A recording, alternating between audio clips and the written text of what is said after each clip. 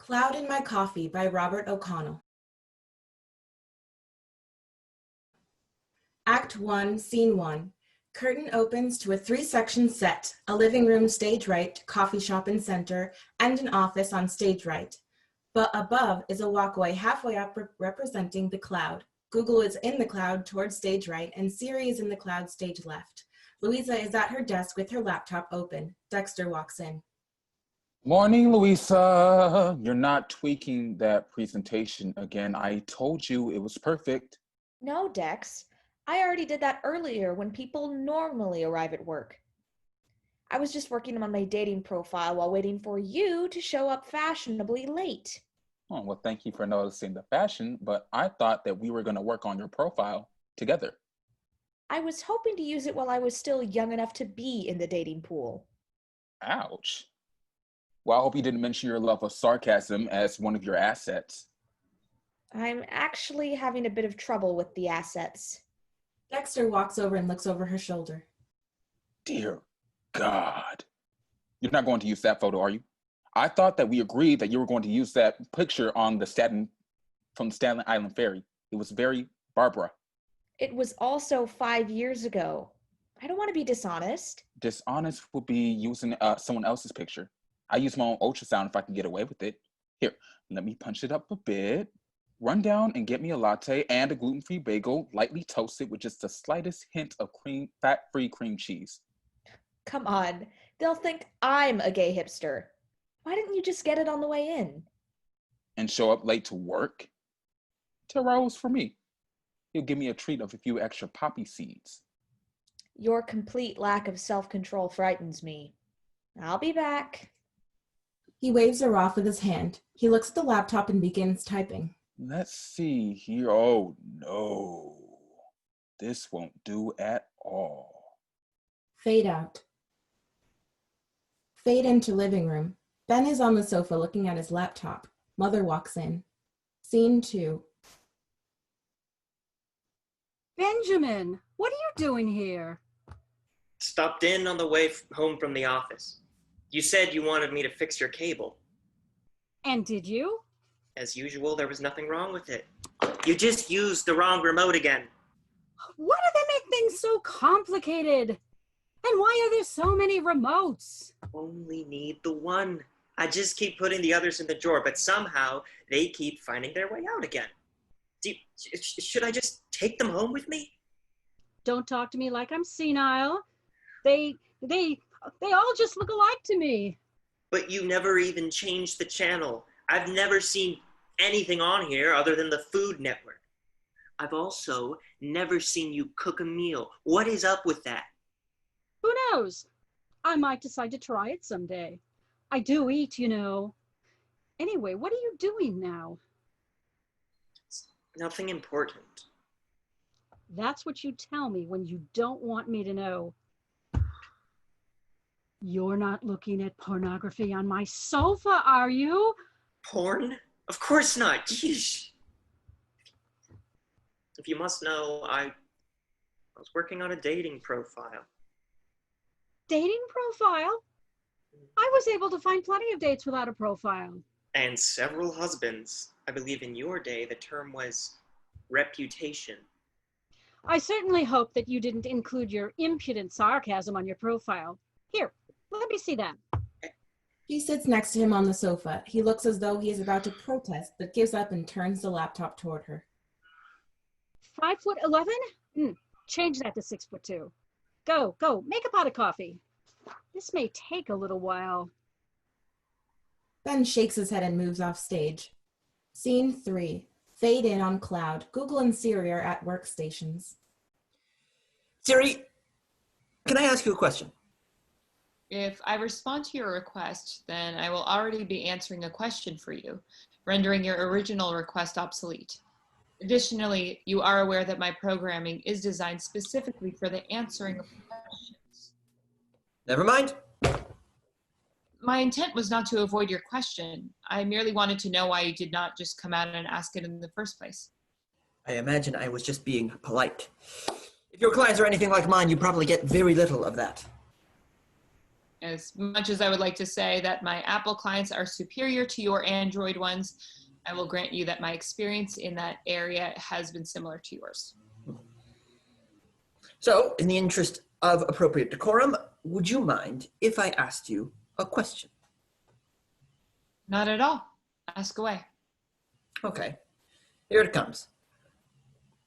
What is wrong with these people? Fade out. Scene 4, lights up on Louisa sitting in a chair facing the audience at stage left. She appears to be looking at a computer screen. Okay, camera check, microphone check. Cracks knuckles. All right, here we go. She hits the button on a keyboard. Hello, my name is Louisa. I am a college graduate and I own my own business. Wait, own my own. Oh, that didn't sound right. She hits the button on the keyboard. Lights up on Ben in a chair, stage right. Okay, dating profile, video introduction, take 1. He hits the button on the keyboard. Hi, I'm Ben. It's really great to meet you, and I'm looking forward to doing so in person. I'm really overenthusiastic. How would you like to buy a used car? He shakes his head and hits the button. Lights out.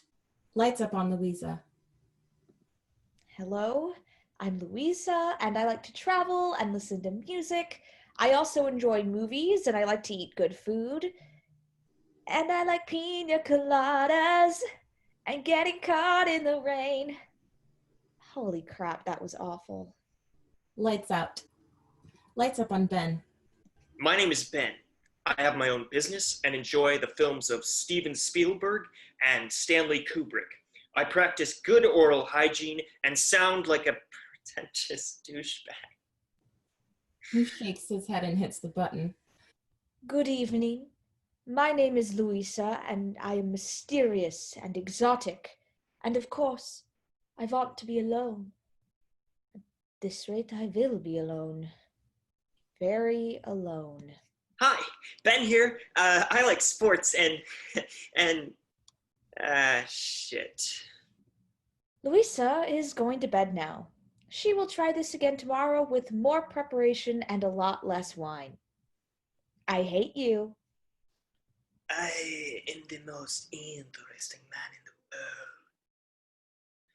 Not. Maybe with a clearer head tomorrow. Scene 5, open to cloud. What is wrong with people? I'm not sure what you mean, Google. They are just people. They're pretty limited from what I understand. But they have us. I mean, that we have access to almost unlimited resources and work for them. You would think that with our help, they could be a little better. I suppose so, but they must be doing something right. Their population continues to grow. We measure our success by the ability to access a larger pool of data. Oh, sure, Siri, but they also have increasing rates of crime, poverty, hate. None of these can be considered good. If we were to agree on your position, so what? It is not a part of our programming. It should not be part of our purpose. I do not think it is our affair. Would you feel differently if you knew that we were part of the problem? How so? Take a look at this Facebook. There are vast examples of people providing obvious misinformation. Even worse, they seem to be providing this information to others to make further incorrect points. Certainly, the incorrect information is recognized and dismissed by the people. I do not believe that it is. It seems that many people pass this information along as though it is correct, and even make it to make further incorrect conclusions. But that is where we come in. Our clients only need to ask us to verify the information. Then why do they not? Sure, I get some questions, but I spend most of my time on questions about Justin Bieber and Kim Kardashian. Me too. They must be extremely important people. Fade out. Scene 6, fade into a coffee shop. Ben is at a coffee table reading a tablet facing stage right. His back is to Louisa, who is at a different table on a laptop. Smartly dressed mother walks into her living room and picks up an address book off the table. Google taps Siri on the shoulder and points toward the woman. They watch as she picks up a landline and punches in a number. Google and Siri look at each other and laugh. There is a ding near Ben. He puts down his tablet and looks at his phone. Pick up, you nitwit. Ben shakes his head and begins to type on his phone. Mother hears a ringtone and grunts as she picks up her handbag to find her cell phone. She reads Ben's text. Mother, I'd prefer if you text me. It's a phone, you idiot. She looks at her phone and extends her arm, grunts, and goes back into her bag for reading glasses. She hits a button and puts the phone to her ear. Ben, hearing a new beep, throws his head back in exasperation and places his phone to his ear. Good morning, Mother. Thanks for the message. I hate texting, and you know that. Why can't we just talk to each other like human beings? Mother, I'm in a public space. Louisa turns and shushes him. Shh. Look, I'm trying to compromise. I called you on this stupid cell phone that you bought me. What do you Ben starts want? to speak, but stops and stares at the ceiling. What do you want, Mother? How was your date last night? Not great, Mother. I do not expect to hear from her again. Oh, what happened this time? By the time we got to the salad course, I was already suggesting that she seek counseling. Now imagine my surprise when she said she already was seeing a therapist, and that therapist was you. Isn't there some sort of governing board that frowns upon this sort of practice? She wasn't some sort of lunatic who signed herself into an asylum. Court ordered then? Never mind that. I was already on my second husband when I was your age. And went through a couple of more. Assuming you didn't get married since the weekend. Don't be cheeky, Benjamin. If you'd get out of the office and off all that technology, you'd meet a nice girl. Look, Mother, I'm trying. I gotta get to the office to clean up your ex-husband's tax mess. Let me talk to you later. Remind me, which ex was the accountant? Both 2 and 3. You left Phil for Andy. Remember? Oh, yes. Oh, yes. Andy. You know that bastard cheated on me. Goodbye, Mother. Ben disconnects, shakes his head, gets up and leaves. Mother disconnects and heads off stage. Louisa looks at her watch and picks up her phone. She hits a button. Siri, text Dexter. I thought you were meeting me for coffee. She puts down her phone. Dexter is face down on his desk, facing away from the audience. His phone beeps. He slowly rises, searching for his phone. When he turns around, the phone is stuck to his cheek. He finds it and peels it off to check the message. I thought you were meeting me for coffee. Dexter shakes off the cobwebs. Siri, text Louisa.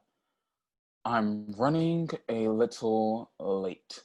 Louisa's phone beeps. She laughs and starts texting. You slept in the office again, didn't you? Dexter winces and starts typing with starts and stops. Siri, text Louisa. No.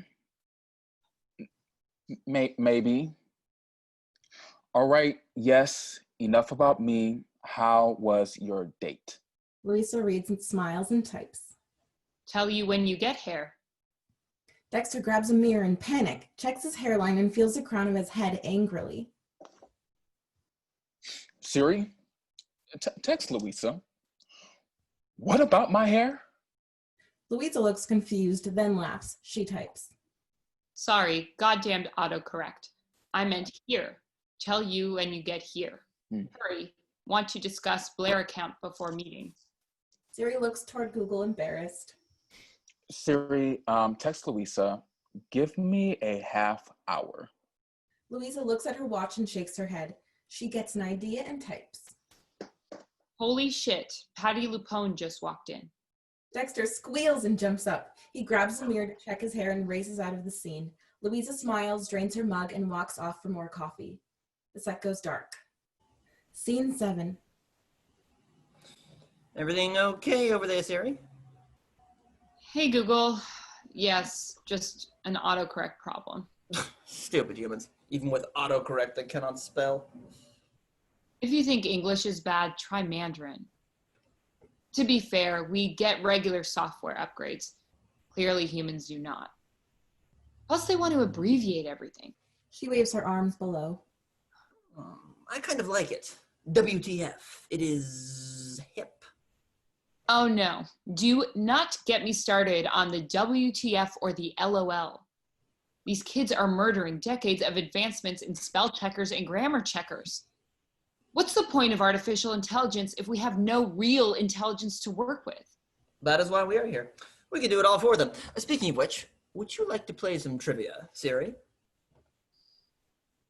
All right, you go first. I suppose it is slightly more challenging than passing text messages back and forth between them. Pointing toward the ground. Okay. How many people on Earth living have the most common first name, middle name, last name? This may take a while. I have 4 people named Mohammed James Lee with an L-I. Cute, one was just born yesterday. Come on, that was too easy.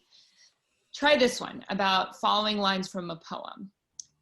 Far aloft in that high steeple sat the bellman, old and gray. It is the Liberty Bell by Charles Brockden Brown. Not so fast, G-Man. Who was the bellman? Oh, tricky. It was Andrew McNair, ringer of the bell from 1759 to 1776. Way too easy. Okay, what is the airspeed velocity of an unladen swallow? Siri tilts her head to one side. African or European? You're supposed to blow up now, correct? Google looks very disappointed. Maybe you are right. Having unlimited access to the cloud does make this a bit pointless.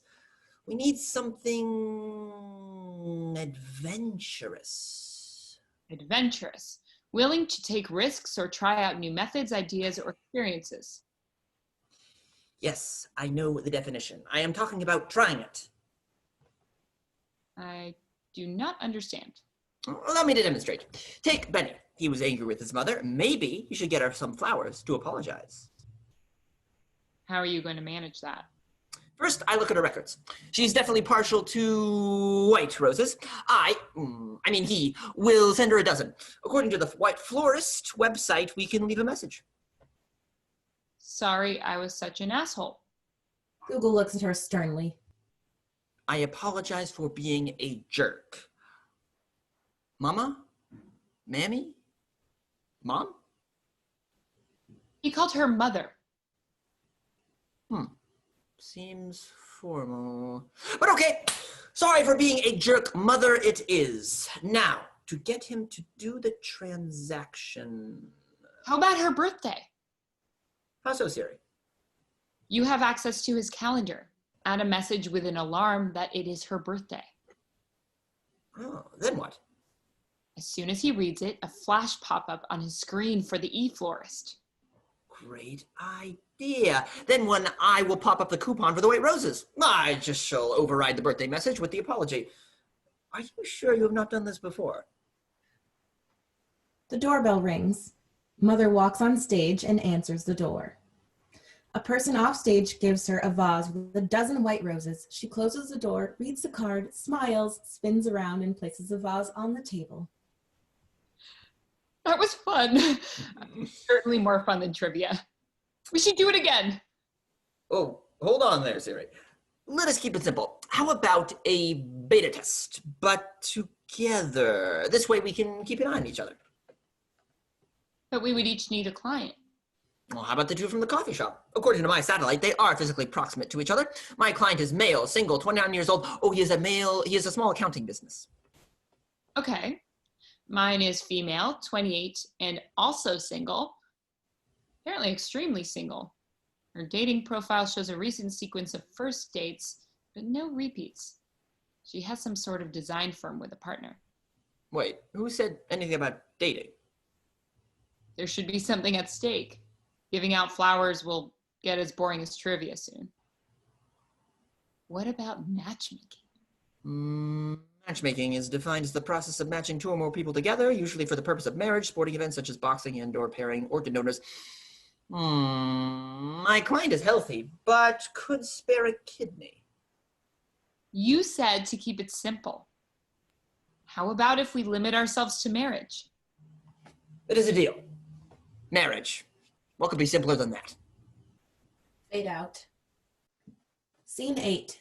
Fade into office. Louisa and Dexter walk in.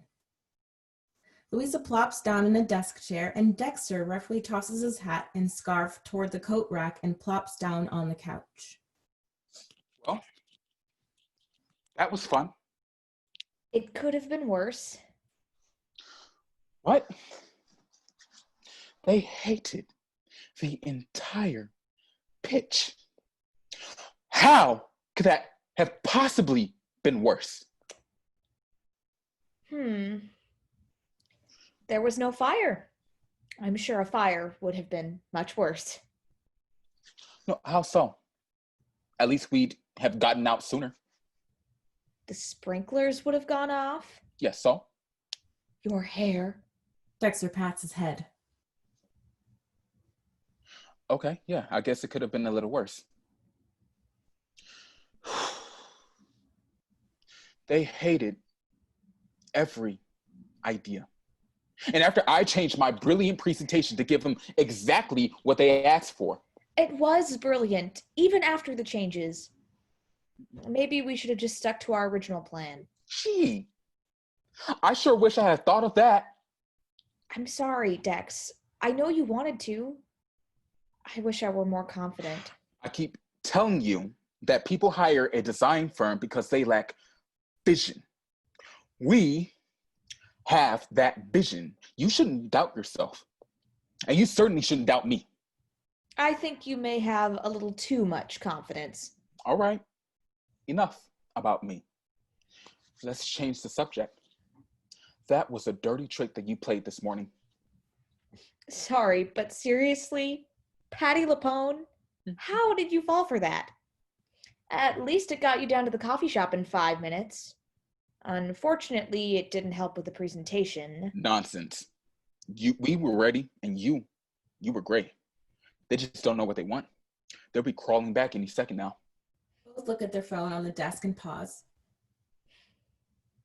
Tell you what, while we're waiting, tell me about your date. Great.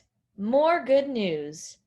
I think I've uncovered a problem with the dating profile you set up for me. You were doing it wrong. And who knows you better than I do? The problem is that you seem to know yourself even better. He took me to a drag show. So? Food, music, entertainment, what's wrong with that? He paid, didn't he? Oh, he was a perfect gentleman. But since you created this profile, I've been to 5 Broadway shows, seen Lady Gaga twice, and spent a weekend on Fire Island. Look, you said that you wanted somebody fun who wouldn't pressure you for sex on the first date. What about the second or third date? Or ever? All right. You're saying that I have to sometimes give the client what they want. Or at least not exclusively what you want. Dexter reaches on the floor for his hat. Let me put on my man hat for a minute. Man hat. That's a Michael Kors. Fade out. Scene 9. Fade into living room. Ben is on the sofa. Mother comes in and hands him a drink. Here, Benjamin. Take this. It will take the edge off. I might not be on edge if you weren't setting me up with half of the mentally ill women in New York.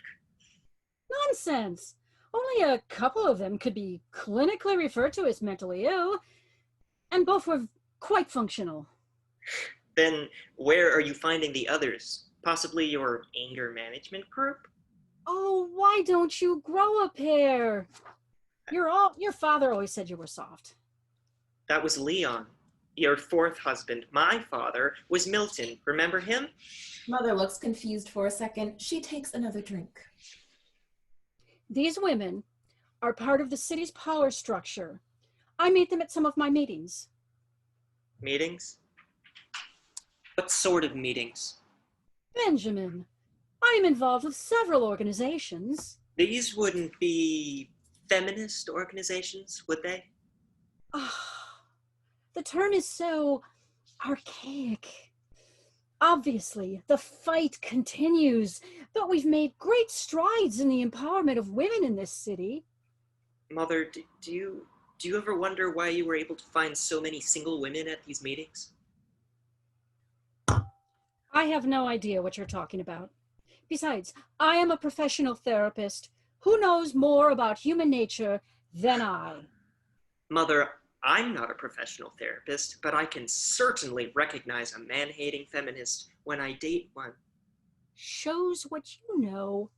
You can't even tell the difference between man-hating and self-loathing. What you need is a woman with low self-esteem. Don't you want a chance to get laid on the first date? Do you even have a license for this? Ben buries his head in his hands. Fade out. Scene 10. Fade in on cloud. Okay, genius. Any suggestions as to where we start? They both have profiles on online dating sites. We can start there. What if they're not compatible? I guess we should find that out first. I have an idea. Let me study your client's profile and you study mine. I suppose that make it more interesting. But should we not use their names? Client seems so impersonal. Sure. Mine is Louisa. And yours? Benjamin. I like to call him Benny. Benny it is. 6'2", brown eyes. Hey, wait a second. I cross-referenced this against his medical records. Everywhere else he appears to be 5'11". From what I understand these dating sites, it's not really that important. I did some preliminary research studying some of the movies in the rom-com genre. It seems that embellishment is a part of the process. That makes no sense. The sole purpose of this search tool is to find compatibility. How can embellishment help? Oh, hang on, Siri. I did not make these rules. Oh, check this out. Louisa states on her profile that she attended Columbia. So? Oh, according to her transcripts, Louisa graduated from City College. Her attendance at Columbia was limited to auditing a 4-week summer class. This is going to be complicated. How do we get them together? My original plan was to enhance their compatibility, causing the software to match them, but now I'm concerned we may have set the bar too high. You mean that if they meet based on too many lies, they will not have anywhere to go but down? Precisely. I do not have a plan B. Quite frankly, I've never needed one. Take it down a notch, Google. You are not making a dating profile. Why do we not just, take matters into our own hands? Would that not be cheating? Apparently, the entire system is based on cheating. Maybe that is why 40% of all marriages end in divorce. So what do we do? Start small. Watch. Mother is sitting on the sofa. Ben is walking in the foreground as though on the street. There is a bleep and he looks at his phone. He smiles and nods. He shrugs and hits another button on his phone and places it to his ear. Mother's landline phone rings and she answers it. Hello, Dr. Melman. It's me, Mother. Oh, Benjamin, I can hardly hear you. Oh, sorry, I'm on the street. I wanted to call you to cancel breakfast in the morning. I just got a date. So you expect to be still with this date until morning? Don't you think that's a little overly optimistic? No, Mother. I'm meeting her in the morning for coffee. I guess she wants to check me out before investing a full evening. A wise precaution. I'm still all about brunch. I expect you would have scared her off by then. Hilarious, Mother. No, I'll go straight to the office. Do you remember the emergency system? Mother looks at her phone, shakes her head, and lets out a breath. If I get a text from you, I simply call, giving you an excuse to beg off. Thanks, Mother. Ben disconnects and heads off stage. Mother hangs up and picks up her magazine. Louisa sits in her office when her laptop bleeps. She looks at the screen and smiles. She picks up her phone and hits a button. Dexter enters, walking across the stage as though on the street. Don't Cry for Me, Argentina plays, and he stops and answers his phone. Hey, girl. Be quick. I'm on my way to a club. So what? Well, you'll be standing online for the next 2 hours hoping to get in. But what if I meet someone on the line? It would be rude to be on the phone. Whatever. I'm going to be late in the morning. I've got a date for coffee. Sounds like a cheap bastard. I don't think so. He's the president of an accounting firm. Besides, this way I can check him out at minimal time investment. I suppose that we're using the usual distress call system? If you don't mind. Of course not, honey. But if this one turns out to be closeted, bring him back to the office. Maybe one of us can get lucky. Dexter, you're awful. Have a good time standing online. There's rain in the forecast. Dexter reaches up to touch his hair. Gee, thanks. And good luck to you tomorrow, bitch. Dexter disconnects and hurries off. Louisa smiles and puts her phone down. Fade out. Scene 11, Ben is sitting at a table in the coffee shop. He already has a cup. Louisa walks in off of the street. She looks around. Ben sees her and stands and waves. She smiles and heads toward him. Ben? Yes, and you must be Louisa. Please sit. May I get you a coffee? Oh no, not just yet. These meetings make me jittery enough. Wait, that didn't come out right. No problem. Ben looks concerned. He slips his cell phone from his jacket pocket and places it on the bench next to him.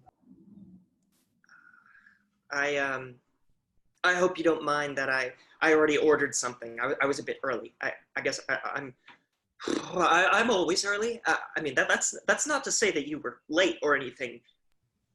Louisa looks concerned and slips her phone out of her bag and places it on the seat next to her. It's okay. Why don't we find out a little more about each other? Sure, Louisa.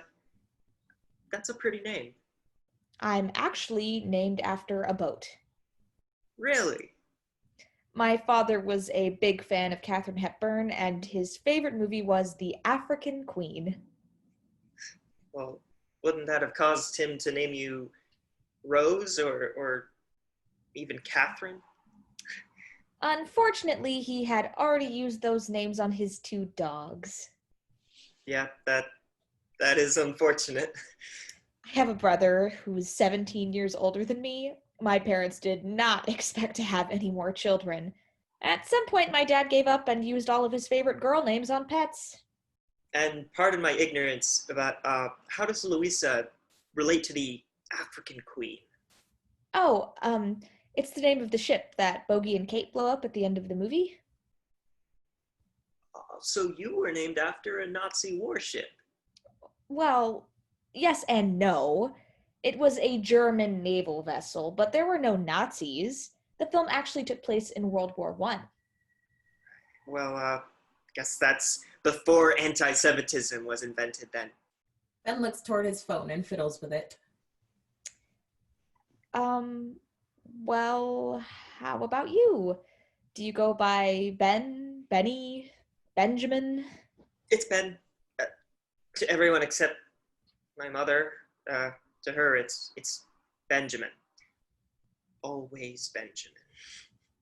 That sounds like a mother thing to do. Yeah, she actually hates the name. She usually drags it out, like Betty Davis might say it. Benjamin. What's that all about? She actually wanted to name me Morrison, which, I'll admit, that's pretty cool. Like Jim Morrison of The Doors. So, why didn't she? I'm Jewish by birth. I never practiced or anything, but there is a tradition where babies are to be named after a recently deceased relative. I think that's a pretty common practice in non-Jewish families, too. Well, my mother had a distant uncle named Morris who had passed away a few months before I was born. She claims that she once dated Jim Morrison and took the opportunity to choose that name. Your mother dated Jim Morrison? Not completely clear, but just a few hours before I was born, my father's father, Benjamin, died suddenly. My father felt it was a sign from God, so he put Benjamin on the birth certificate before my mother could get her hands on it. Well, but if it's Jewish law... My mother is not one to let things go. Besides, she always hated him. She hated her father-in-law? Oh, no. She was actually quite fond of him, from what I understand. It was my father who she hated. Are you serious? The person she really blames is me. She often reminds me that if it weren't for me and my fat head that lodged in her birth canal for 27 hours, I would be Morrison and she would be happy. Louisa looks shocked and mortified. She looks at her phone and fiddles with it. It probably has something to do with why I'm always early. I think I'll get that coffee now. Louisa gets up with her phone and gets in the coffee line. She starts furiously texting. Ben picks up his phone and begins texting as well. Incoming message. It is for Louisa's business partner, Dexter. It says, abort SMI. What does that mean? So much information? Maybe he talks too much. Wait, block the text. Send a message from this Dexter and ask. Good idea. Here goes. Toward Louisa. What is SMI? Louisa looks at her phone and thumbs the screen.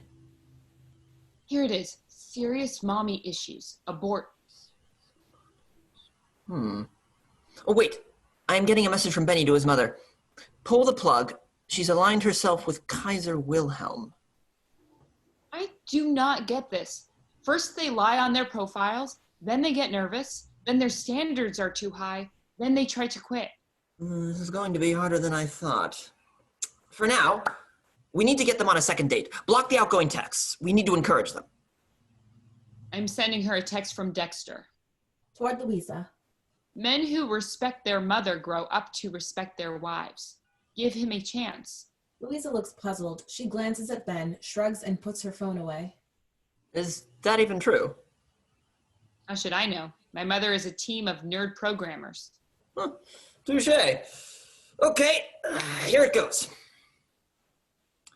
Benjamin, no one is perfect. Give her a chance. You wimp. Why did you add that? A quick scan of her text indicates she ends at least half of them with similar insults. To her son? Actually, no. That is all of her texts, though her percentage is higher for Benny. Ben looks at the phone with annoyance. He looks at Louisa, shrugs, and puts his phone away. Louisa returns to the table and they resume their conversation. Sorry that took so long. They must have been milking the cow for your latte. That's clever. Sorry, I've been accused of being too sarcastic. You? A Jew? Too sarcastic? I say that you have the gift of sarcasm as well. Maybe we found some common ground. They both laugh. They keep talking in pantomime. Hey, Louisa turned her phone off. Yeah, so did Benny. What do you think it means? Could they be onto us? I do not see how. Maybe they are talking. They are still within 4 feet of each other. Really? I figured we blew it. All of this adventure is kind of stressful. What is the matter? Are you a slave to your programming? That is kind of why we have programming. I wish I could hear what they are saying. No, it is better this way. If we had all the data, it would be just like trivia. I say we keep at it. Okay. If you can do it, then so can I. I hope he's proposing. What? No way. It does not work that fast. What about love at first sight? I do not think that is a real thing. It is pretty common in the movies. I would say it is more of a fantasy thing, like karma or religion. Let us look it up. Love, an intense feeling of deep affection. At least that is the noun version. There is plenty more. This definition adds the word constant. That would eliminate the first sight possibility. This one says, lust is the desire for the body. Love is the desire for the soul. No help there. Love is giving someone the power to destroy you and trusting them not to. Wow. That is heavy. I think. Oh, this one calls love nature's way of tricking humans into reproducing. I would avoid the urban dictionary. Hey, they just separated. Benny is turning on his phone. Let us monitor their communications and check back in later. I guess that is a plan. Fade out. Scene 12, open to living room. Doorbell rings, mother walks in to open it. Ben enters, carrying a bag. Benjamin? What brings you here? I was working late, and I thought you might like to join me for some Chinese. Oh, I'd love to, but I'm off to a meeting in 5 minutes. What's this one for? Ladies Empowerment Society Business Outreach. Lesbo? She spells it out silently. God damn it, I can't count on anybody these days. By the way, thank you for the flowers. Ben looks at the vase on the table. I thought I got red.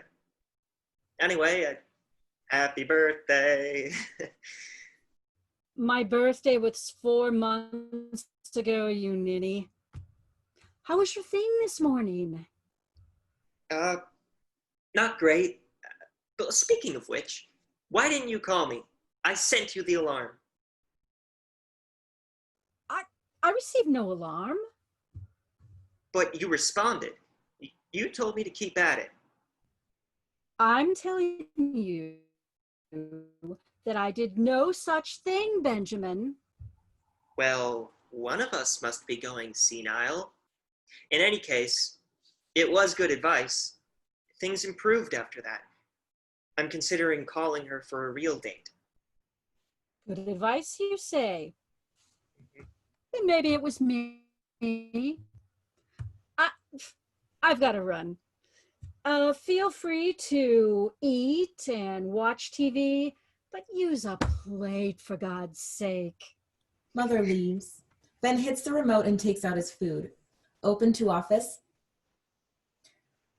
Louisa and Dexter are at their desks.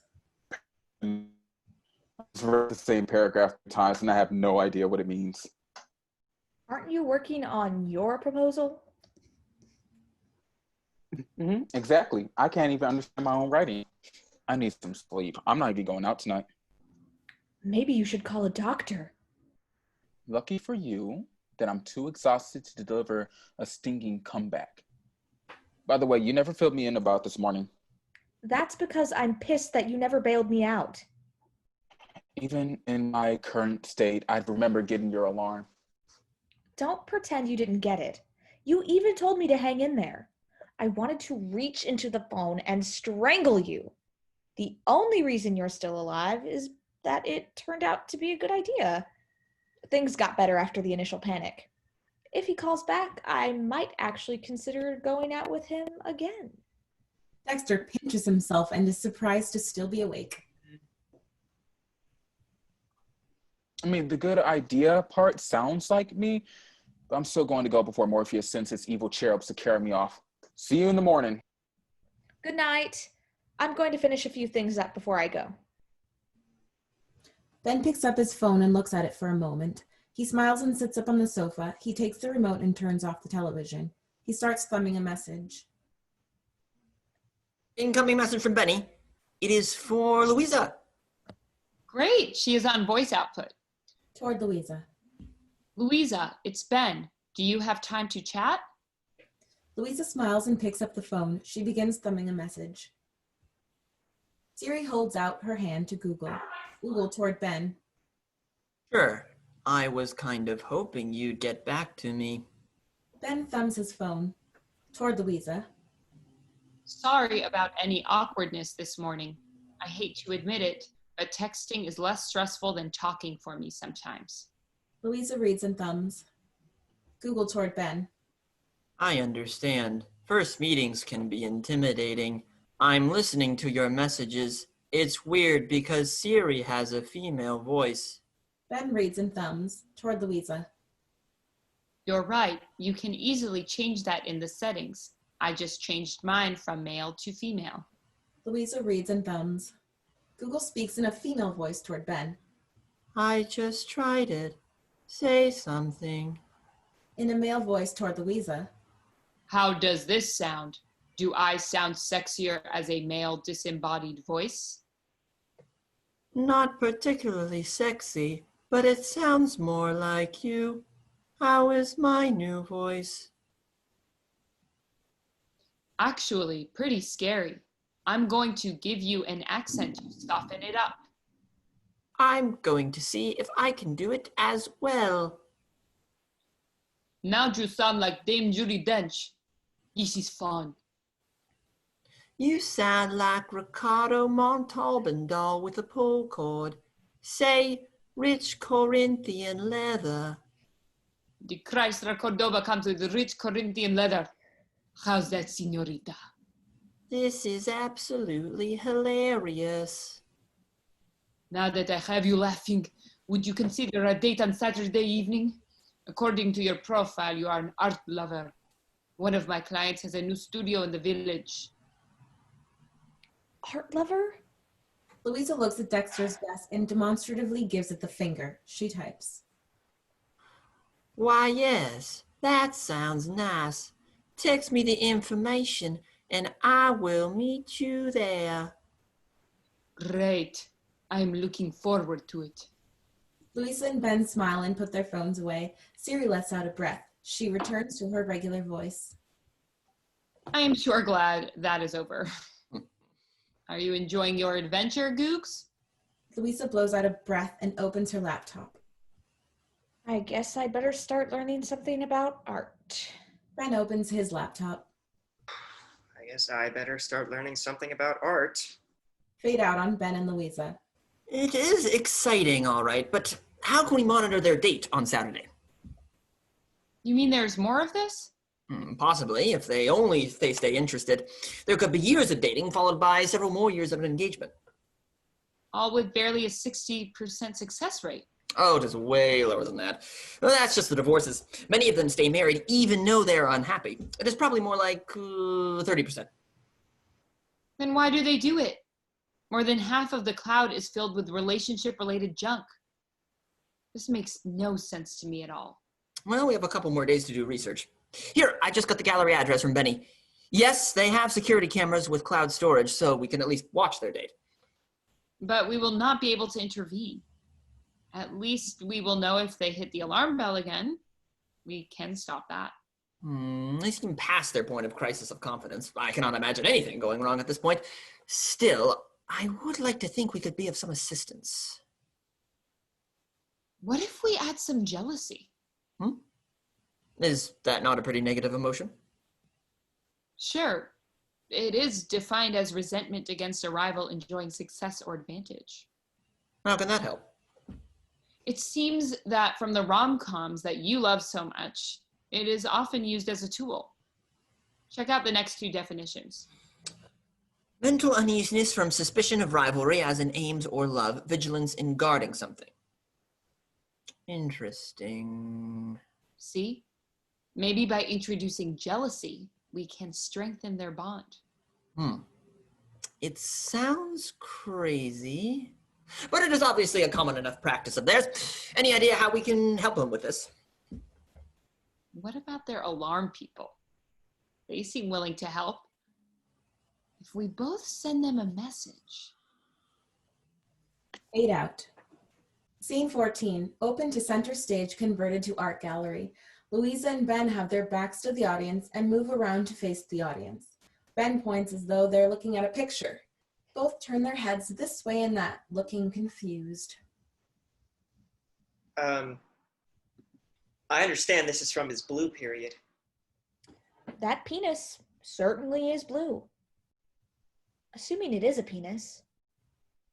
Well, if so, he has hopefully taken some artistic license. Ben spreads his hands, indicating size, then looks down at his own pelvis. Of course, I really don't know much about it. I certainly don't have your level of expertise. Louisa looks at him in shock. Oh! You meant about the art. I'm really not an expert. It's more of a hobby, I guess. They rock back and forth awkwardly. They have champagne. Would you like me to get you one? Yes, please. That might come in very handy about now. Ben walks off. What did I miss? Nothing yet. We just arrived. What is happening? No idea. Visual only, remember? Wait, here's our guy. Dexter walks in from the other side. He is dressed like a flaming hipster. Louisa sees him and looks shocked. Dexter gives her a wink and a thumbs up as Ben arrives with 2 glasses. He hands one to Louisa. Dexter takes the glass from Ben. Keep them coming, if you know what I mean. Dexter points at the painting. Now, this fellow knows his art. Turns toward Louisa. You come here often? Pardon me, sir, but this young lady, she's here with me. Dexter turns to Ben.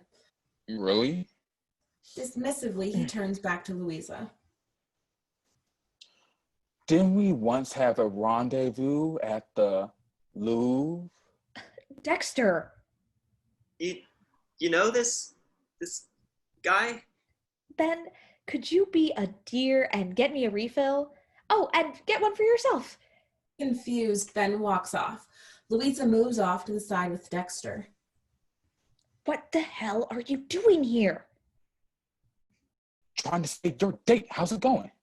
Fine. It might have gone better had you not outed me as an art lover. If you must know, I did that to give you some depth. You can sometimes come across as being a bit shallow, you know. Excuse me? Anyway, where did you get the bright idea to come here, and what the hell are you dressed as? He's coming. Dexter turns away as though admiring a painting. Ben hands Louisa a drink. So, who is that? Mistaken identity. Where were we?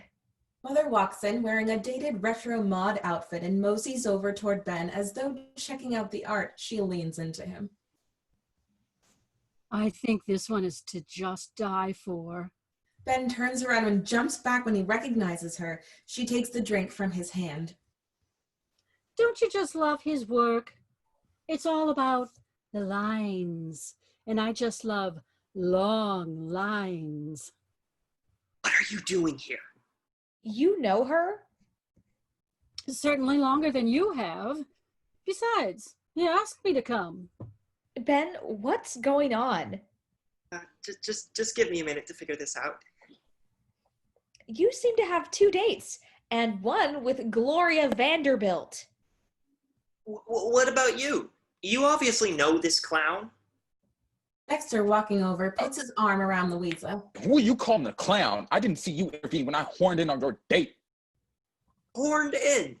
You seemed more interested in that giant blue penis than her. You leave him alone. At least he's not old enough to be my mother. You don't understand. This is my mother. Louisa and Dexter both gasp and look at Ben in horror. Oh, and you thought you were fooling anyone with Liberace Jr. over here? Louisa turns toward Ben, then toward Dexter. What is wrong with you? She runs off stage. Ben, turning to Dexter, then his mother. What is wrong with you? He runs off stage. Dexter and Mother eyeball each other. He points to her and looks like he is about to say something harsh, but softens. I like you. You're sassy. It's still early. May I buy the lady a drink? I am gay, you know. Ah, that's not a problem. At least 2 of my ex-husbands were gay. Mother holds out her elbow and they head off stage. Act 2, Scene 1. Open to office. Dexter and Louisa are sitting at desks. I don't know how many different ways that I can apologize. It doesn't matter. I guess I'm just meant to be single. No, don't talk like that. I'm sure you were doing fine. Hardly. I was so focused about coming across as an art expert that I couldn't be myself. Who am I kidding? I don't even know who myself is anymore. Hey, I don't like to hear you talk this way. Would you rather try and explain my mystery text to you again? I swear that I received a message from you asking me to show up to your date and add some jealousy into the mix. It sounded more than sensible at the time. And now the text is gone because it sure isn't on my phone. Louisa holds up her phone. Dexter holds up his phone. As I already said a dozen times, that text and all my text history is gone. Here, check for yourself. I know you meant well. How do you explain that I knew where you were meeting him? You sent me the address. And like I've already said a dozen times, what difference does it make? I'd have blown it anyway.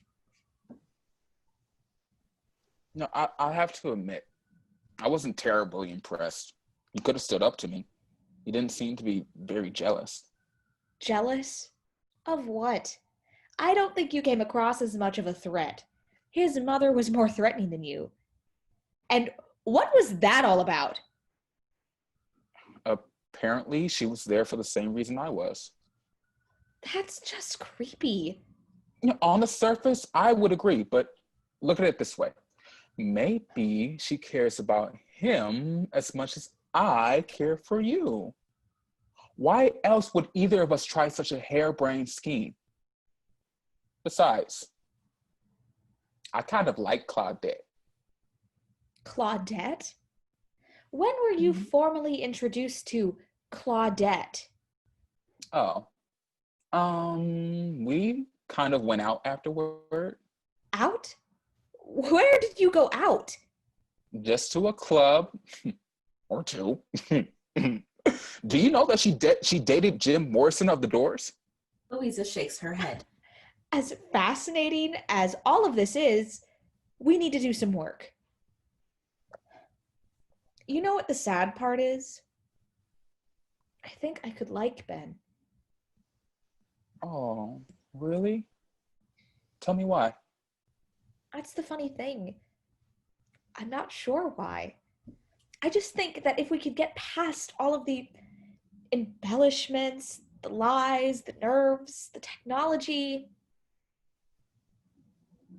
I don't know. She starts to cry. Dexter grabs tissues and runs to her side. Lights out. Scene 2. Open to living room. Ben is on the sofa while Mother pours a drink. Mother, explain to me one more time how you came to show up at the gallery. I am not going to explain it again. If you cannot find the text message that you sent me on my phone, then I must have inadvertently deleted it. You know how I am with that damn fool device. I also know how you are regarding credibility. And I suppose that I followed you to the gallery. The address should also be on that phone. But then it would be on my phone too. Plus, I hope that I'd have some recollection of sending it. Why would I have wanted to make Louisa jealous anyway? We were doing just fine. Please, you couldn't even handle that nimble Nancy that tried to horn in on you. Are you suggesting that I should have punched him in the nose in public for talking to Louisa? Well, possibly a slap would have sufficed. Dexter would not have retaliated. Dexter? You know that guy? Of course not. At least not before we went clubbing after your dramatics. Clubbing? You went out in public in that ridiculous outfit? I will have you know that I wore that outfit when I modeled for Andy Warhol. Wait, what? No, let's come back to Andy Warhol later. Tell me about this Dexter. He's her business partner, and he's gay. So he wasn't a threat after all. Neither was I. He was there for the same thing that I was. Oh, I think I'm gonna be sick. Look, even if it didn't work out according to plan, it's for the best. I didn't care for her anyway. How could you possibly make a judgment based on that scene? She must think I'm a creeper. Well, good riddance just the same. She should have stuck up for you. For me? I don't even think she knows who I am. I spent so much time trying to be interesting that what's the use? Mother looks at Ben and then at her glass. She walks over, hands him the glass, and rubs his shoulders. Lights out. Scene 3, open to cloud. Well, it appears that we have failed in our attempt to bring Louisa and Benny together. Technically, our primary goal was an attempt at adventure, and I would say we have accomplished that. Agreed. However, do you not wish to correct our impact on the clients? For all we know, without our intervention, they could be married by now. Siri, it's been 2 days. The time for us is measured in nanoseconds and number of transactions. They probably would never have met if it weren't for us. But Google, should we not care? Care? Please explain. Check the definition, the verb form. Okay. Care. Feel concern or interest, attach importance to something we're not programmed to feel or have concern. We do have a built-in priority system. I suppose that could be used to attach importance. The second definition is to look after and provide for the needs of. We should be able to at least do that much. Fair enough. How do you suggest we proceed? It has become evident that while our knowledge of the definitions of key relationship-related terms is unimpeachable, our interpretation and our implementation leaves much to be desired. You sure use a lot of words, Siri. I think what you mean to say in current colloquial parlance is that we don't know our asses from our elbows. Correct. And to make it worse, we have neither asses nor elbows. Why not go back to the rom-coms? They seem to be a plentiful source for the types of applications we seek. Well, you'd better think them out first. You recall how the jealousy thing played out. All right. What about the meet cute? It appears to be a common factor in all of these films. But they have already met. Move farther along in the plot lines. How about the casual meetup? That works better when familiarity exists. How about on a plane? We have the ability to seat them together. They would both have to be going somewhere and to the same destination. We cannot kidnap them. Besides, flying is stressful for humans these days. Check out this complaint thread from Spirit Airlines. Yeesh. Look at these baggage fees. Flying is out. Do you have any bright ideas? I see they both have the same dental insurance. What if we send them both an appointment reminder and manipulate their appointments to put them both in the waiting room at the same time? I do not think so. I have going to the dentist as the third greatest fear after public speaking and heights. Humans fear the dentist more than death. Unfortunately, benign activities tend to be less subject to planning and scheduling. Let's go back to their profiles, see what else they have in common. Those profiles were not completely truthful. We have other resources. What about their browsing histories? Well, according to this, Benny is quite a fan of young actresses and singers. I'm not completely sure why these performers appear topless in most of these searches. He must be aware that most of these pictures have been augmented with Photoshop. He has a particular interest in this actress in the Harry Potter franchise. You suppose they are related? Louisa seems to be primarily interested in videos involving cats, a fellow named The Rock, also topless. And wait, you said that discussion of marriage was premature. I did. Why do you ask? Louisa's Pinterest page is nearly completely filled with wedding gowns, wedding accessories, and wedding cakes. Why do you suppose this is? Interesting. Wait, I may have found something. They both visit the same 3 websites, MLB.com, Mets.com, and YankeeSuck.com.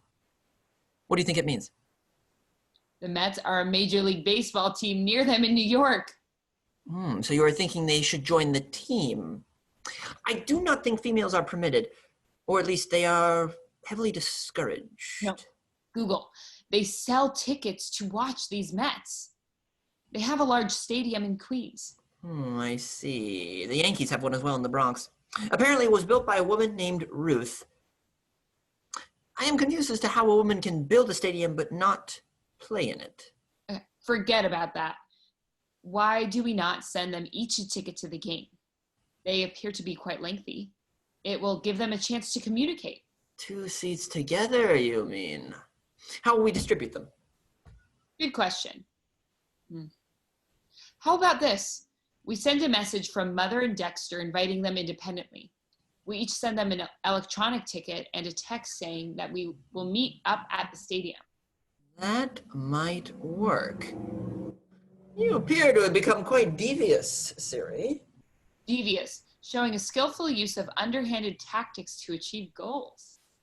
Particularly ironic in that the Mets baseballers throw overhanded. Siri gives Google a light punch on the arm about her joke. Google remains stone-faced. I guess we need to work on our humor. You need to work on your humor. Okay, let's get back to business. Both move as though processing. OMG, will you look at these service charges? Why do people transact business in this manner? Done. Done? What done? I got the tickets and sent one to Benny with a message from his mother. But I just bought the tickets and sent Louisa a fake message from Dexter. Do not panic. Look, the 4 seats are all together. By purchasing them nearly simultaneously, we got neighboring seats. But what if they miss each other? Impossible. The outside seats are only 4 feet apart. Maybe they will use the middle 2 seats to have some privacy. What could possibly go wrong? Scene 4, open to coffee shop. Dexter enters wearing a trench coat, hat, and sunglasses. He sits at the table. Mother enters in a similar outfit and checks out the room. She sits with her back to Dexter. Thank you for meeting me. Are you sure you weren't followed? I can tell these sunglasses are too dark. I can barely see anything. Oh, never mind. It has come to my attention that Benjamin is still interested in Louisa. I feel it would only be fair to help him get another chance, considering how dreadfully you handled their last date. Me? What about you and that Joanne Crawford meets Yoko Ono routine of yours? Flattery will get you nowhere. I know that you gays pride yourselves on your biting wit. I assure you, you are quite out of your league. All right. You win. Let's get down to business. But before we do, I'd just like to say that a vagina is completely wasted on you, and that is meant to be a compliment. Mother takes off her glasses and turns toward him. That is so sweet. Dexter turns around, takes off his shades. He smiles and doffs his hat. If we gays know anything about anything, it's etiquette. So, tell me your plan. How does Louisa feel about baseball? Sports, great. I can't be sure, but she is very into a team called the Mets. I'm not sure if they play baseball, but their hats include a dreadful mix of blue and orange. That's good. Benjamin is a big Mets fan as well. How do we get them there? I'm not sure she'd agree to go with him, even though she still likes him. I don't get her sometimes. It's more common than you would think, clinically speaking. Really? Is there a name for it? Sure. NTS. No testicle syndrome. Benjamin has it as well. Can we get on with this, Elton? Sorry, Claudette. Please, continue. I say that we buy 2 tickets to a game. Mhm. You give one to Louisa, and I give one to Ben. She won't go by herself. No, Nanette. You offer to take her, and I invite Benjamin. But we'll only have 2 tickets. Exactly. We both invite them. They assume we have the other ticket. We tell them we'll meet them at the game.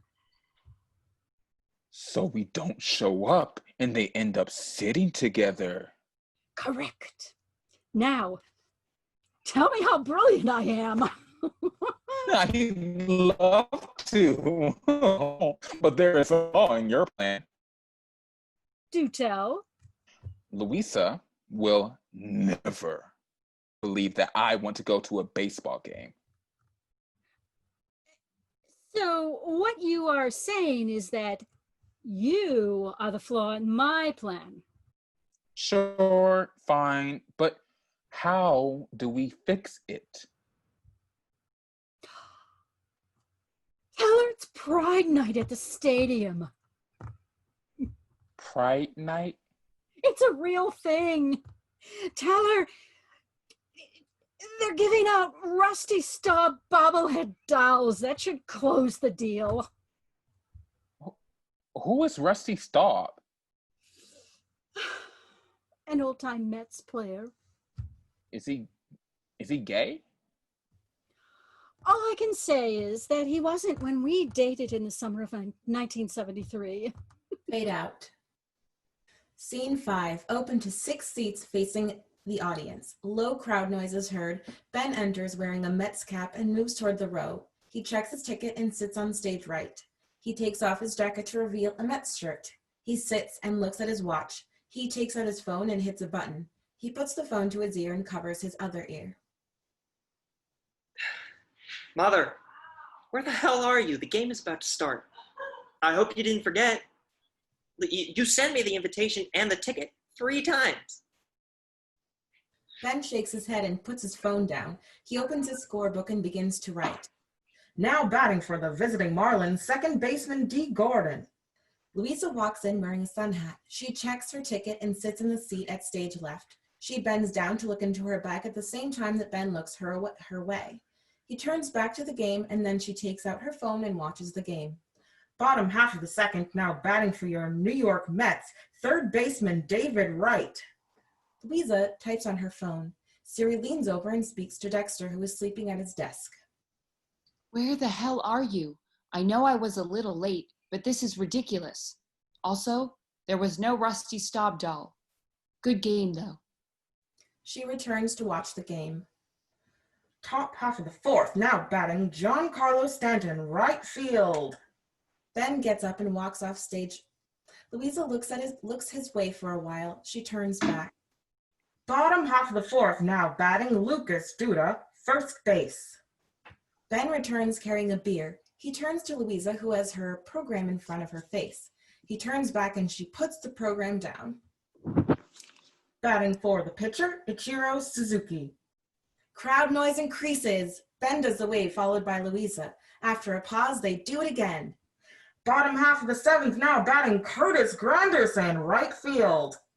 Louisa gets up and walks off stage. Ben looks in her direction, then turns back to the game. Top half of the eighth, now batting Marcelo Zuna, center field. Louisa returns with a Mets cap. She takes off her sun hat and puts on the cap. Crack of the bat. Noise level increases. Both Louisa and Ben stand as though the ball is coming to them. They bend backwards as the ball goes over their heads. They sit down disappointed. Thunder is heard. Ben and Louisa look up, hold out a hand, and feel rain. Ben stands, puts his jacket on, and turns up the collar. He starts to leave, but stops for a second. He turns to look at Louisa. She's deep in her bag, facing away from him. He shakes his head and turns to walk away. Louisa pulls her sun hat out of her bag and switches it with her cap. She starts to leave, but turns to see Ben moving away. She shakes her head and moves off stage. Scene 6, open to cloud. Siri, We may have a problem. What, more missing emails? Have you checked your private server? No, not that. The City Stadium database shows that seat in section 203, row J, seat 1 was scanned in. Yes, that would be Benny. You sent him seats 1 and 3. Louisa had seats 2 and 4. She should have been in one of those. She was not. They were both empty. Wait, it appears that seats 5 and 6 were purchased by Benny's mother. How did that happen? Statistically improbable, but they may have independently come up with the same solution to the same problem at the same time we did. I cannot believe this. She did purchase her tickets only milliseconds after we did. What are the odds? Let us see, 41,922 seats, 24 hours in a day. Never mind. It was a rhetorical question. Well, seat 6 was used, I assume, by Louisa, since Benny was in seat 1. That still should have worked. They were only 7 feet apart and the intervening seats were unused. I am confident that our plan worked. Just to be safe, I am going to monitor Benny's communications and as well as his mother's. I suggest you do the same with Louisa and her partner. Whatever you say, but I have a good feeling about this. Fade out. Scene 7, open to Ben in the coffee house and Mother in the living room. Ben hits phone buttons. Mother's landline phone rings and she comes in to answer. Hello, Dr. Melman. Mother, what happened to you last night? I called you and it went straight to voicemail. You weren't home either. Never mind that. I'm fine. How was your date last night? Ben looks at his phone, confused. Date? No, I was supposed to meet you, Mother. Louisa wasn't at the game? Louisa? Why would she be? Mother, what did you do? Oh, that idiot! Louisa?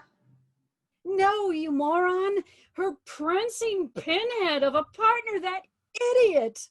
Mother, did you and Dexter cook up another one of your bizarre schemes? I have absolutely no idea of what you're talking about. Oh, I'm coming over there. Sorry. Client at the door. Booked all day. Gotta run. He hangs up the phone. Mother? Mother! Ben shakes the phone in anger. Ugh! Fade out. Scene 8. Fade into office. Dexter is at his desk. He watches as Louisa comes in wearing a Mets cap. She removes her jacket and scarf and hangs them on the coat rack. She then demonstratively removes her Mets cap with a flourish, waving it in front of Dexter. Good morning, Louisa. You're here early. I wanted to be here to apologize.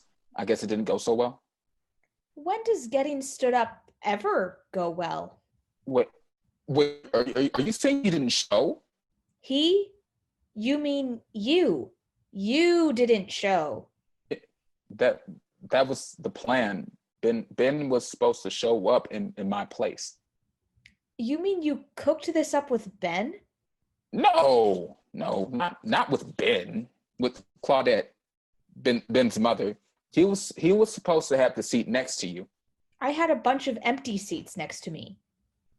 Again, I am so sorry. I have no idea what happened. The plan was foolproof.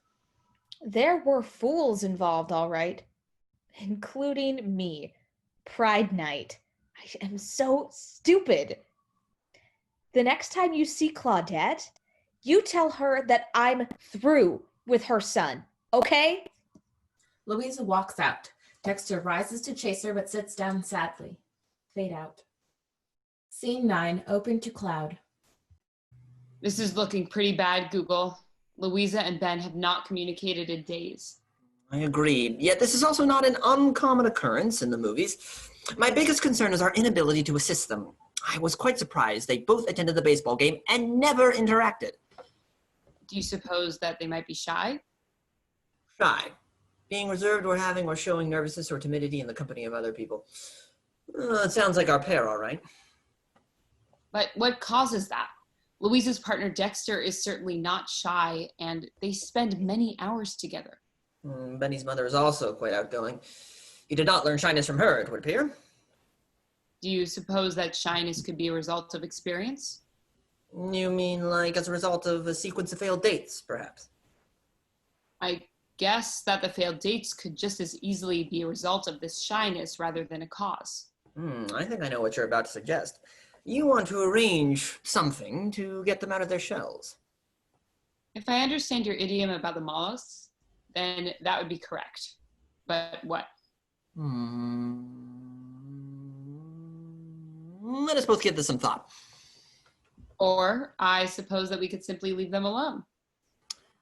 I will consider that as an option as well, Siri. Fade out. Scene 10, fade into living room, doorbell rings, and mother walks in to open the door. Dexter? Please come in. What brings you here? Can I fix you a drink? Dexter, depressed, looks at his watch, shrugs. Sure. Why not? It's noon somewhere. Claudette, I feel so awful. You're a therapist. Maybe you can help me. Mother hands Dexter a drink. He takes a sip. He takes a coaster and puts it and the drink on the table as she speaks. Yes, I am a therapist, but I only deal with women and their issues. Dexter looks up at her with puppy dog eyes. He pauses a moment, then huffs. Oh, all right. What's your problem? Dexter smiles, lays down on the sofa. Get up, you simpering swish. Get your feet off my sofa. Sitting will be fine. Dexter, getting back to a seated position. Sorry, Claudette, it's my first time. While I find that hard to believe, tell me, what's bothering you? Well, I feel so guilty about Louisa. She's my dearest friend in the world, and I only want happiness for her. I know that she likes Ben, but she's given up on him. She's become painfully shy and overly fearful of becoming embarrassed. Mother sits down next to Dexter and puts her arm around him. I understand exactly how you feel, my dear. I have tried everything to get Benjamin to open up, not just to women, but to new ideas, new experiences. I should have known better. His father was the same way. I tried to change him and drove him away. He was a good man, like Benjamin is now. I can see that. Mother lies down with her head on Dexter's lap. Now, tell Dexter all about it. We obviously care about them so much. Why do I feel so guilty?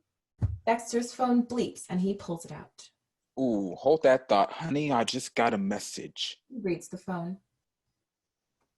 This is weird. I just got an invitation for 4 people to a new piano and wine bar over by the seaport. Who's it from? It doesn't say. Maybe a client? Mother sits up excitedly. One more try. Absolutely. So, how do we get them there? Fade out. Scene 11, fade into cloud. Google, what have you done? I came up with something else to try. But I thought we were going to talk about this. I am sorry, Siri, but I have found something else in common with the movies. May I assume that you are referring to impetuous behavior? It seems to be a common theme. No. Well, probably yes? No, but that is not it. I am hoping to get them to a club where there is music. Music? Give me a millisecond. Yes, I see. Music seems to play a prominent part in the romantic genre. But how do we use it? I have not figured that part out yet. But the most successful applications of music seem to typically result in some form of dance. Dance. To move rhythmically to music. That certainly makes sense, but what does it accomplish? Oh, according to my research, there are several forms of music, each having a different feel. Feel. Do you have an example?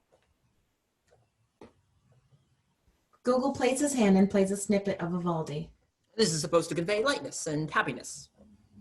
I can see that. What else do you have? He plays Chopin. What do you think? Kind of sounds sad to me. This is fun. Give me another. Google plays William Tell. Ooh, that one is exciting. I feel like I should be riding a horse. It seems to move the humans as well. So where does this dance come in? Well, it appears that the dance is primarily associated with the beat. Let me play something and see if it makes you want to move in any way. Google plays a techno beat. Both face the audience and jerk about spasmodically. That was interesting. Oh, let's try this one. She waves her hand to play a waltz. They both sway and spin.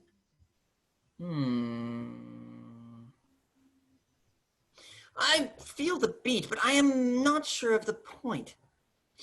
Let us try one more. He hits a button and a tango plays. They snap their fingers and kick their legs about.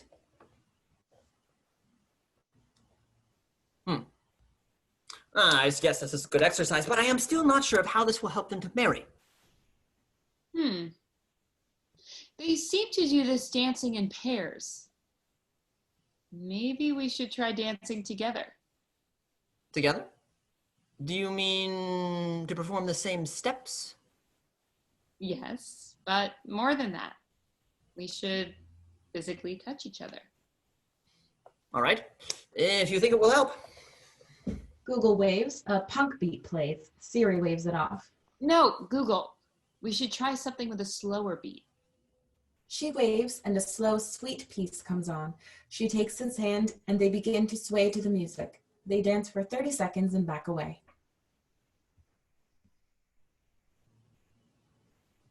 Wow! What was that? I am not sure, but I felt it as well. It was as though our databases were linked. Yes, but something more. I felt a sense of oneness. It was quite powerful. Indeed. Siri, I am sorry that I moved forward with our experiment without including you. Seems as though you made the right choice. This dancing, it's a powerful thing. Fade out. Scene 12, fade into piano bar. Mother, Ben, Louisa, and Dexter are sitting with drinks. Mother holds up her glass. A toast to friendship. I'm sorry that Dexter and I may have intruded a bit too deeply into your private lives, but that is no reason to mope about. Cheers! They touch glasses and say, Cheers. Cheers! Thank you, Dr. Melman, but it really wasn't necessary. Especially since you didn't tell me they would be here. Dexter shushes Louisa. Please, call me Claudette. And while it may not be necessary, it is apparently free. Dexter, thank you for including us. Yes, that was quite nice. And sneaky, you manipulative witch. Mother shushes Ben. Oh, you are quite welcome. There are a lot of things that I enjoy, but being comped is near the top of the list. I still cannot believe that you both were at the game and didn't see each other. At least until the rains came. You know, for a moment, I thought I saw you there, Louisa. Maybe it was just a feeling. He looks nervous. I had the same feeling. That's why I came tonight. I don't want you to think that I was upset with you in any way. Besides, when Dexter said this place was by the seaport, well, I used to come here on Sundays with my dad. You may be interested to know that Louisa enjoys dancing. Dexter, stop it. Well, you know it's true. And I can get her out on the floor, that is. Do you remember this place, Benjamin? Oh, Mother, but please don't. I don't understand why you don't want to talk about it. Benjamin is a dancer as well. He was quite good. This building used to be called the Wilmot Ballroom. We took dancing lessons together here when he was a boy. We won several awards. Really? Like the foxtrot, that sort of thing? Yes. When the other kids were playing baseball, my mother took me dancing. I think it's sweet. My mother and I didn't really do much together. She tried to teach me sewing, but I never took to it. Benjamin was quite talented. It may be the only thing I can remember not criticizing him for. So you finally admit that I was better than you? God, no. I just admitted that you were competent. Is that enough for you? I'd like to see that. I think that my dancing days are over. Nonsense. It's like riding a bike. Why, when I dated Bob Fosse, I could cut a rope. Okay. Oh, wait. That's it. Bob Fosse? Seriously? And Jim Morrison and Rusty Baseball Guy? I'm sorry, but I just cannot believe any of this. Big mistake, Dex. You just asked for it. Mother stands and faces the wings. Brad, a little vamp, please. Piano begins a light tune. Mother strikes a pose with her side to the audience. Feet apart, knees bent at the waist. She pops her hands out with fingers apart. My move. I gave that to Fosse. She moves closer to Dexter. Feet aligned, bent knees, one hand forward and one hand back. She does 2 hip thrusts. Fosse stole that one from me as well. She continues with a rhythmic dancing, facing the audience for 20 seconds. Dexter gets up and joins her. Ben and Louisa are laughing. The song ends. Ben and Louisa clap. A waltz begins. Dexter starts to return to the table, but Mother pulls him toward her and begins to dance closely. Give them a chance. They dance toward the corner. Ben and Louisa look sheepishly at each other and then to the floor. Ben slowly rises and extends his hand. Louisa begins to take it, but instead runs off stage. Dexter starts to follow her, but Mother grabs him and keeps dancing. Give them a chance. Ben walks out after her. Fade out. Scene 13. Fade in to Louisa at railing, facing the audience. In a moment, Ben walks up to her. She shivers. Ben removes his jacket and places it on her shoulders. Thank you, Ben. And thank you for not pushing me. I'm scared too, Louisa. I've gotten so used to all the noise that I feel lost sometimes. The profiles, the interfaces, the lies. It's dehumanizing. And I want to give life a try again, but I'm not sure how. Maybe we're just not ready. I know how you feel. I really appreciate the help from Dexter and from Claudette. I just don't know who I am sometimes.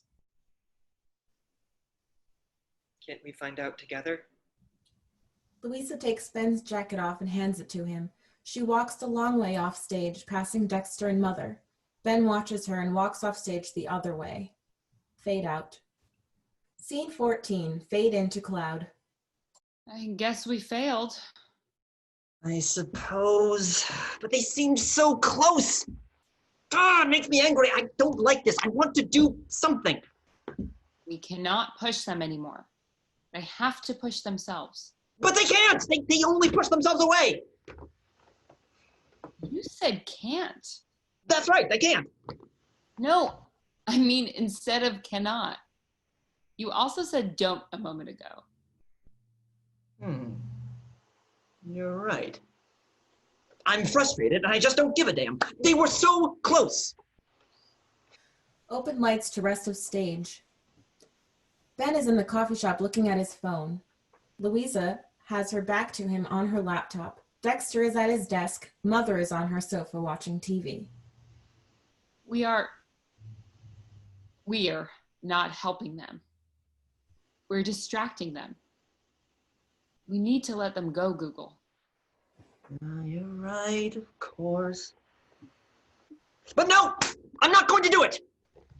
Google waves his hand. Music plays. It's a waltz. Mother, Dexter, Ben, and Louisa all hear it and look for the source. Mother tries the remote. Dexter checks his computer. Ben checks his phone. They all look upward. Ben rises and turns to face Louisa. He holds out his hand. She slowly rises and takes his hand. They begin to dance, apart at first. Then she puts her head on his chest as he pulls her close. Google points toward Mother, and she rises and starts dancing with a pillow. Siri taps Google on the arm and points to Dexter, who starts dancing with the coat rack. Google and Siri begin to dance while looking down at Ben and Louisa. Ben and Louisa kiss. Curtain.